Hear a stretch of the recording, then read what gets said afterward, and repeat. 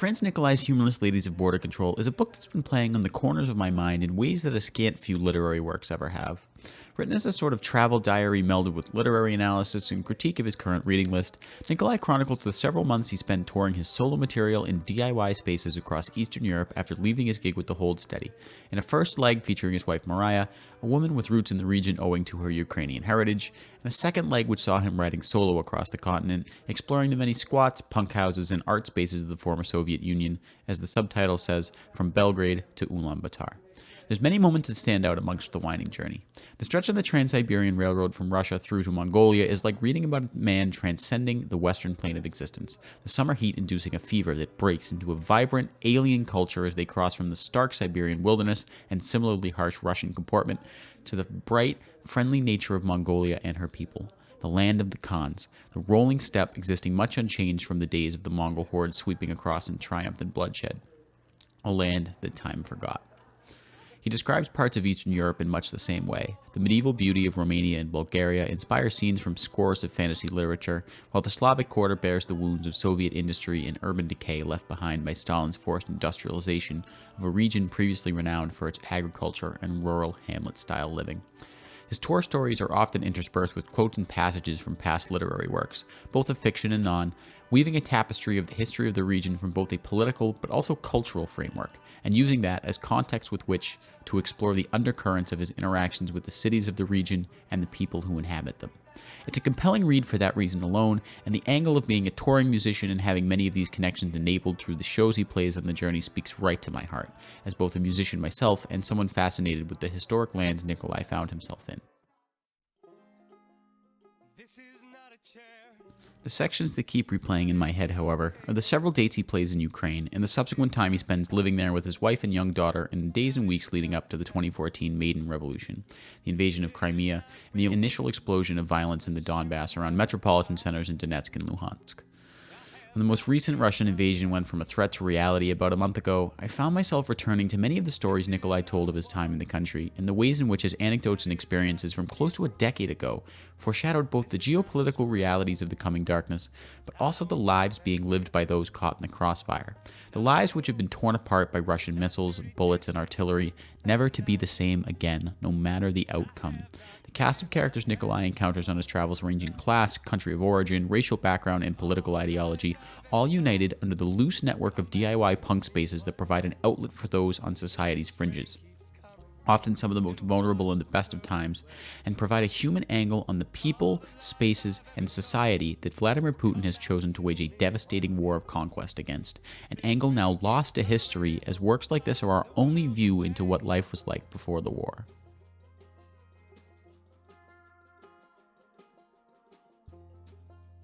The Kyiv that Nicolay found on arrival in 2012 was a city mired in the post-Soviet malaise that had gripped much of the region in the wake of the monolithic government center collapsing in on itself in 1991, due in no small part to the declaration of Ukrainian independence. One of their hosts, an American of Ukrainian descent who had returned to the land of her ancestors named Larissa, summarized the situation thusly. Quote, "The country is like it's dying. I come home tired and depressed and I realize it's not me. It's that I was walking all day among people who are tired and depressed, and it just rubs off."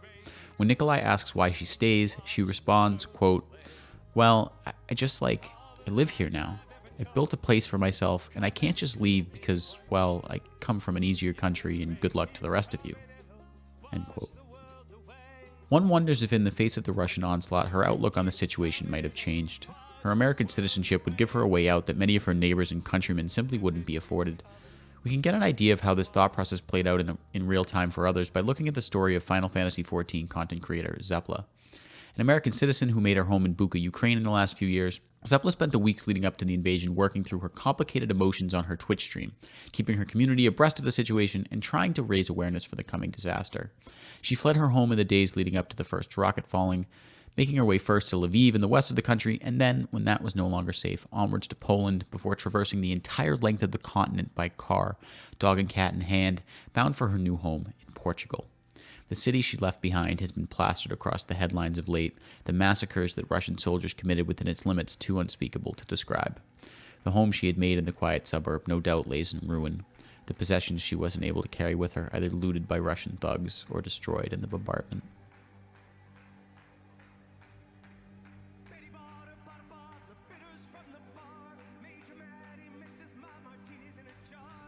From Kyiv, the duo traveled to the Dnipro region, the provincial capital straddling the vital strategic feature of the Dnipro River, the site of fierce fighting in the past week or so. They spend their free time in this industrial town exploring an abandoned, dilapidated apartment tower alongside their local promoter, a dour man named Vlad. The decaying structure, which Vlad eloquently describes as, quote, a monument to Soviet stupidity, overlooks and in truth menaces over the elementary school he once attended.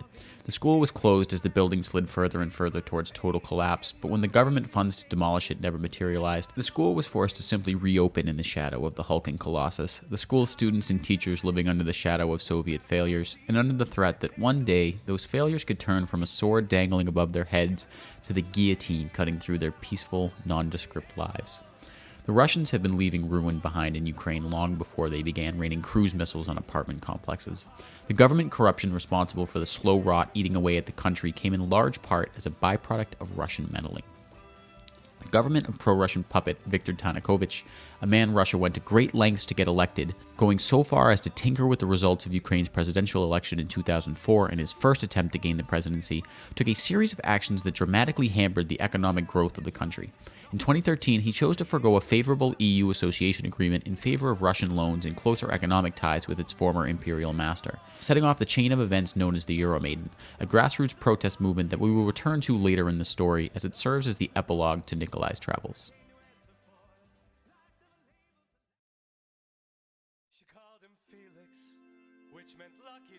The next stop on the tour was Kharkiv, a city whose only defining characteristic Nicolay claims is being, quote, big and industrial, a descriptor that pops up again and again in his travels in former Soviet republics like Bulgaria and Hungary.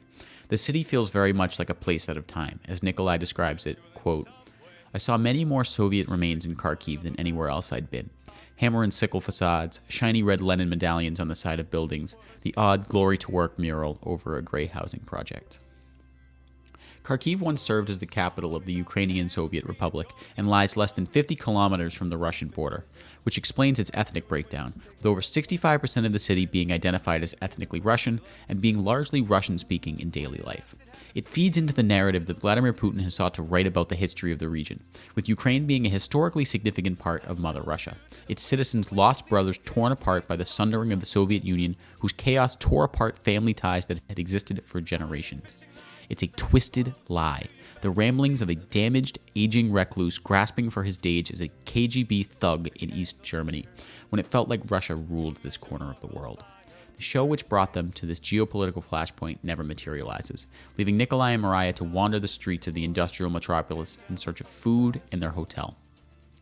Nicolay takes great care in the remainder of the tale to paint a vibrant picture of the other cities he saunters through, but Kharkiv barely gets a single page dedicated to its descriptor. Perhaps a casualty of the way its cookie-cutter Soviet architecture causes it to blend in with many of the other stops on the tour. But the Kharkiv of today bears no resemblance to the massive industrial hub that Nicolay spent a singular night of illness in 2012. The city's architecture, a physical manifestation of the cultural link between Ukraine and Russia, has been reduced to ash in the face of Russian artillery and missile bombardments. Kharkiv has endured some of the fiercest fighting of the entire conflict, leading to the almost total destruction of Ukraine's second largest city, despite not yet falling into the hands of the Russian invaders. When the city is rebuilt in years to come, the distinctly Soviet features that Nicolay described will be lost in the rubble, replaced with uniquely Ukrainian landmarks, singing the praises of the country's heroes who held off Putin's murderous dogs, and honoring those whose lives were taken, taking the place of those glorifying long-dead dictators and the imperious glory of their now sworn enemy. It's a compelling metaphor for the way in which Putin's war of aggression is doing nothing but harm to the cultural ties between the two nations and its people. He is driving a wedge between the two societies in a way that we will never be forgiven by those who had to endure the horrors of his war crimes. He has brought his worst nightmare to bear upon himself. After the failure of the Kharkiv date, Nicolay and wife Maria made their way by rail to Donetsk. The provincial capital of the resource-rich eastern Donbass region, Donetsk is immediately singled out by Nicolay for its unique set of features from the previous Soviet-era relics. Quote, it had to me the faint scent of Texas. New mineral wealth showing off, fresh construction, unstained pavement, a pink Hummer parked outside a coffee shop. Of course, it was precisely this mineral wealth that would drive the Russian autocrat across the border with tanks and bombs in the years following his annexation of Crimea, another resource-rich region of the country ripe for exploitation. The coal mines and natural gas fields of the Donbass represented an existential threat to Russia's regional domination of fossil fuel exports that props up the gangster economy of the oligarchs. Crimea was much the same. The combination of natural gas fields and the strategic importance of its geography, which straddles the Black Sea, made it first priority in Putin's conquest, when he annexed the province in 2014 under the auspices of reuniting it within its natural place in the Russian Federation. Like in Kharkiv, a stop earlier, Nicolay found a city in Donetsk whose identity was as much tied to Russia as it was to Ukraine. Quote, "We asked promoter Andrei if he thought the bottle of wine he had given us would be a problem at the border. He replied, 'In this part of the country, it's barely a border.'" The cultural link that existed for decades under Soviet rule and centuries of incorporation in the broader Russian imperial empire would serve to blur the lines between the two nations in regions like the Donbass and Crimea, with indeed many citizens sympathetic to the idea of being incorporated back into the Russian motherland. Russia stoked these sentiments in the weeks and months following the Euromaidan, leading to the formation of several separatist groups in both Luhansk and Donetsk, kicking off the first stage of armed conflict between the once brothers in arms. While the Russians denied direct involvement, it was plain for international observers to see that the Russians were providing logistical and material support, including the use of disguised Russian military forces during the campaign, which would eventually stagnate and be drawn down with the signing of the Minsk agreements in the late months of 2014. The citizens of Donetsk, almost certainly including some members of Nicolay's crowd that night in 2012, were plunged behind a new 21st century Iron Curtain, where their once normal lives were shattered by the constant shelling and bombardments of both militaries, any sense of quiet long since scattered away. I can't help but wonder to myself, what side did those who Nicolay came into contact with fall on? After all, he is quick to note this interaction after the show. Quote, "I don't like USA, but I like you." One wonders how easily they and many others could have been swayed by Putin's propaganda about the push for EU membership being orchestrated by US intelligence in 2014 around the outbreak of violence in the Donbass, and later when he alleged the Ukrainian government as a puppet regime of the United States in early 2022 as a pretext for invasion.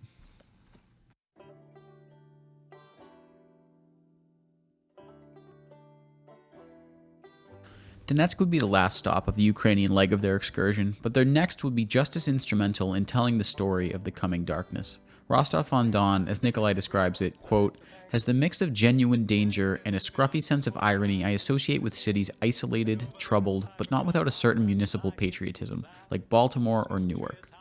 The city serves a pivotal role in Russian history as the site of numerous key battles during the Russian Revolution of the early 1900s, the violent reshaping of Russian society that would eventually lead to the rise of Stalin and the Soviet Union in the years that followed.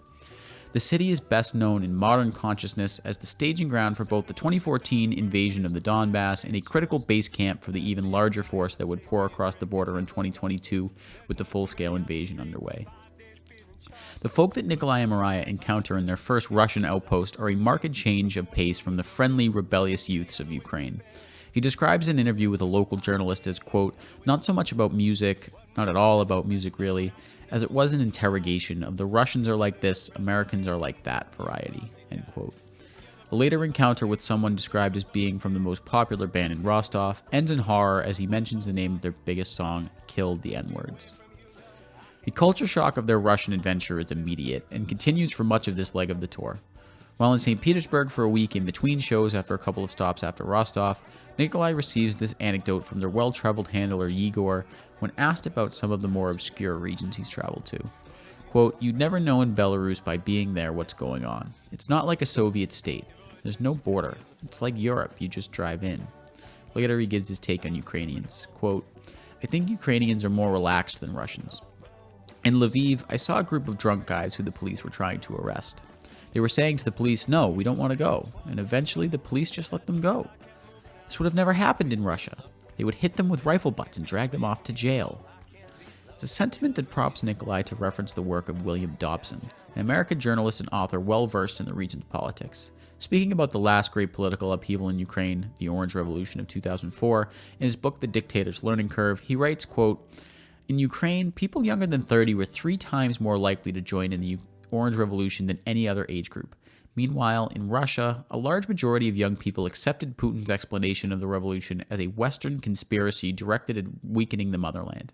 The same 2007 poll indicated that 87% of young people did not want an orange revolution in Russia.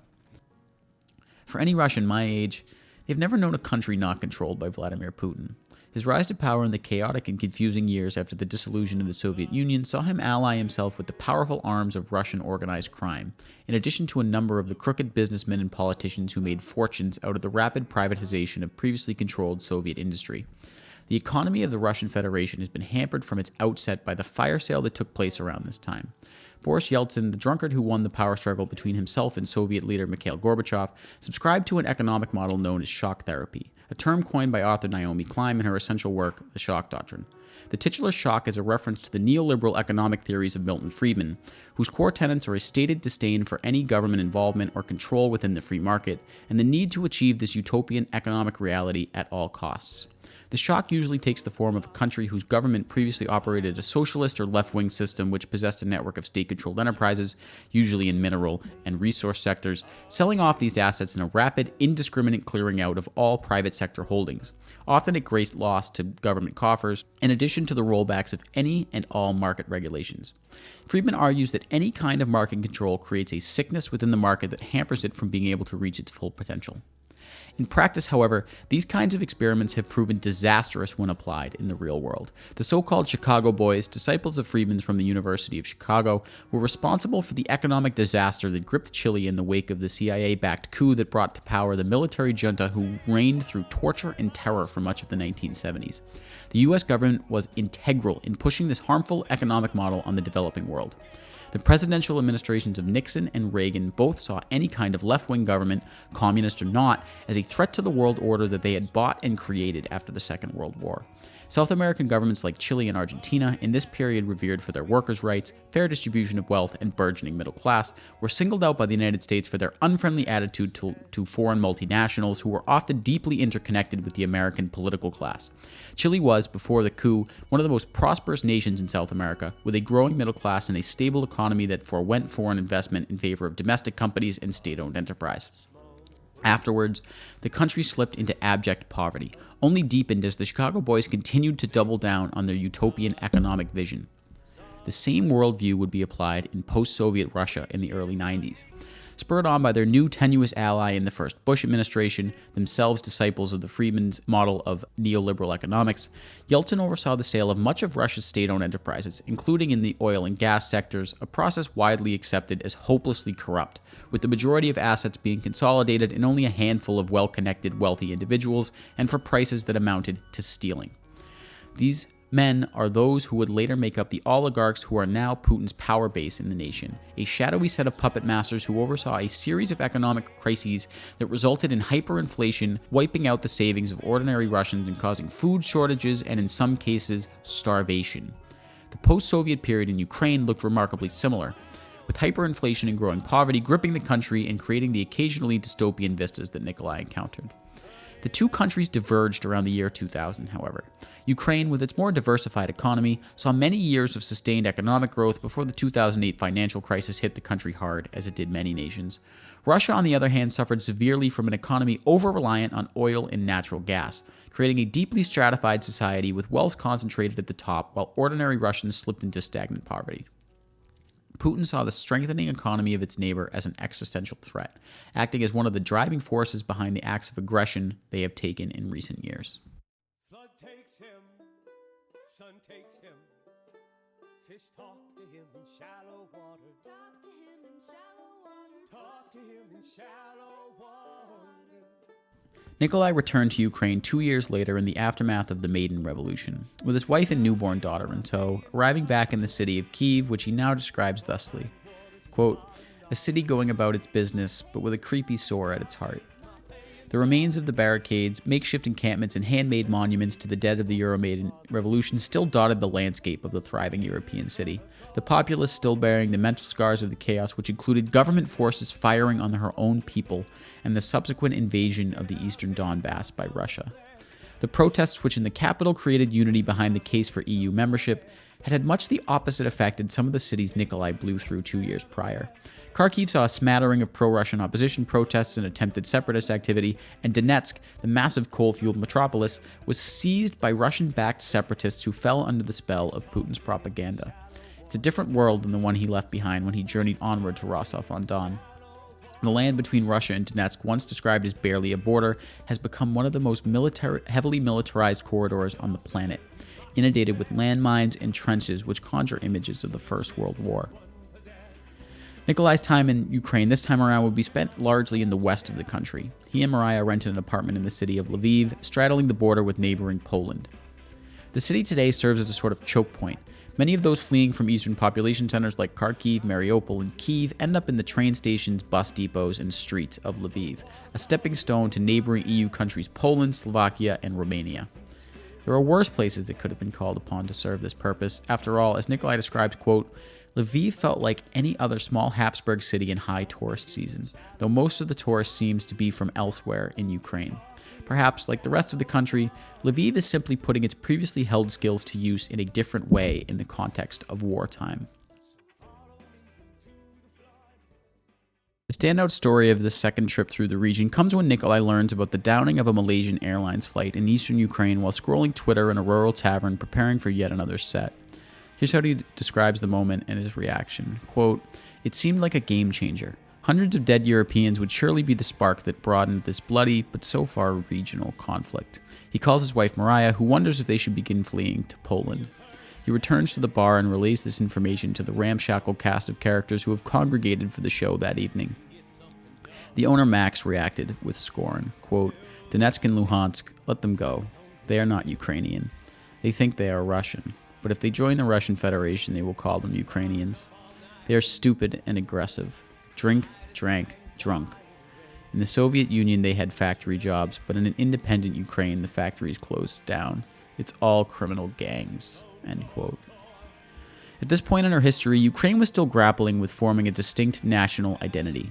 The Russian-speaking East was often looked down upon by the more Europeanized West, in addition to the even more distinct identity of Crimea, whose population of Tatars, Russophones, and Ukrainians created a murky mix that Putin would exploit when he annexed the peninsula after the conclusion of the 2014 Sochi Olympics.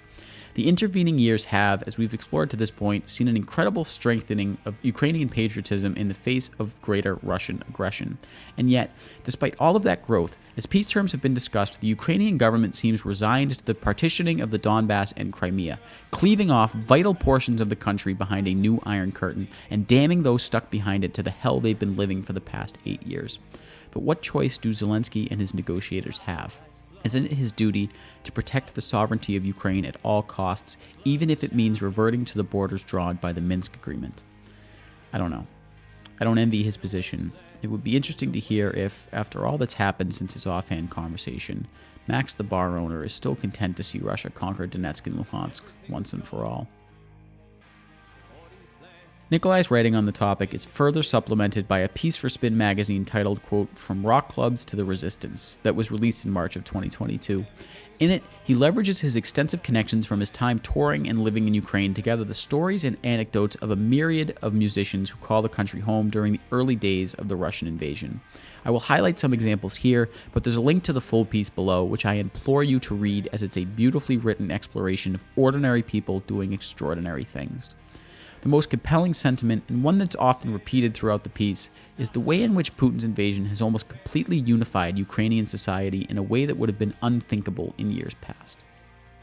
Quote, "If the 2014 revolution centered on the Europhilia of the Ukrainian cultural class, the 2022 war has hardened the Russophobia. Even the bands or artists that had been kind of shunned for being pro-Russian spoke up. Not even during the Revolution of Dignity have I seen such unity in the country. Even old people are standing in queues for registration in defense groups. Grandmothers bring bottles to make Molotov cocktails in case the enemy enters the city. Any Ukrainians who were neutral towards Russia are now full of terrible hate.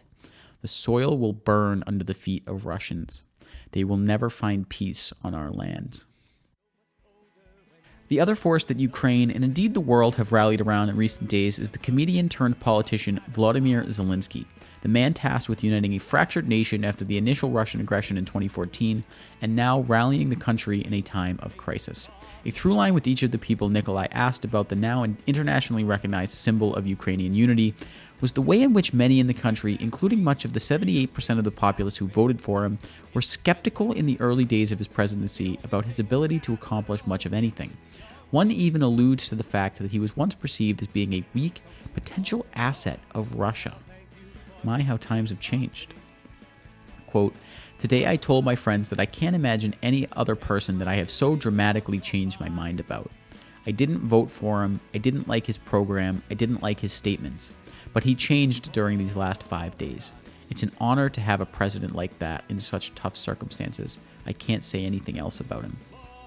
All 5 musicians that Nicolay interviews for the piece sing Zelensky's praises for his handling of the wartime crisis, despite none of them having strong positive sentiments about him before the war. Quote, "I am one of the people who really disliked Zelensky, but now I'm ready to apologize for all the funny memes that I posted to insult him. When we win, I will probably go to the square with a poster. Zelensky, sorry for the offensive jokes on the internet. You are my hero now." The book on Zelensky is very much still being written. The goodwill he's engendered with the populace can vanish in an instant depending upon the eventual terms of peace signed to end this conflict, and especially the way in which he leads the rebuilding efforts both from an economic standpoint and a political one. The unity among diversified factions of Ukrainian society will very likely splinter when the time comes to rebuild, and it will be up to Zelensky to prevent the kind of societal breakdown and civil war that gripped regions like the Balkans. The ethnic diversity of the east of Ukraine, combined with hard-right, ultra-nationalist, and fascist elements in places like Mariupol with the Azov faction, will clash with more Russian-sympathetic groups in places like Kharkiv and Donetsk, and will require an immense force of political will to keep these factions under the same banner in the years to come when there isn't the same kind of existential threat facing them as there is at the moment. I found it absolutely enrapturing to consume Nicolay's work on this subject primarily because we have a shared language. I've spent much of my early adulthood touring the DIY spaces of the northeastern United States. The ubiquitous feeling of entering a new city with its own individual characteristics and scene politics is one shared amongst all troubadours who undertake such journeys. Nicolay's penchant for marrying anecdotal storytelling of his own life with contemporary literature of the political situation on the ground, in addition to historical works to give context for how we all got here, creates a unique and compelling lens through which to understand the realities of life in Ukraine and Russia in the years leading up to and immediately after the initial stages of Putin's war in 2014, and provide a snapshot of the everyday human world that has ceased to exist in the last month as fire and destruction began raining from the sky.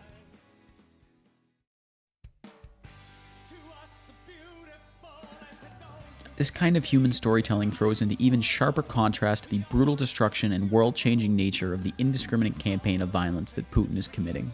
Kharkiv, Ukraine's second-largest city, has been reduced to ash. The hotel Nicolay and Mariah spent the night in after their gig was cancelled is, in all likelihood, a pile of rubble. The venue they were supposed to play, if it ever existed, does no longer. It will take a generation for Ukraine to rebuild its cities, and even longer to reconstruct the sense of safety and peace they lived with before 2014. But if anything has been made clear by the events of recent weeks, it's that the process of building a Ukrainian national identity has been fast-tracked in a way rarely seen. Putin's war of aggression, predicated on a lie, that Ukraine is genetically destined and desires to be subservient to an imperialist Russia, has proven to be a disaster for the autocrat and may very well end in his demise. And when that day comes, the streets of Kyiv and Kharkiv will erupt in a macabre jubilation. People will celebrate from the banks of the Dnepro River to the Carpathian Mountains in the west and the coal basins of the Donbass in the east. The Ukrainian flag will wave over these beautiful cities, rebuilt in defiance of the acts of a madman. And when those days come, troubadours like Nicolay will once again be able to undertake the pilgrimage of exploring the region, as many of the authors that he draws parallels to did before him. His account of the area, framed through the lens of a musician scrapping it out for every last cent to support his growing family, will be a uniquely human context for the way Ukrainian life was before the horrors of the years that followed. A window into a world that no longer exists.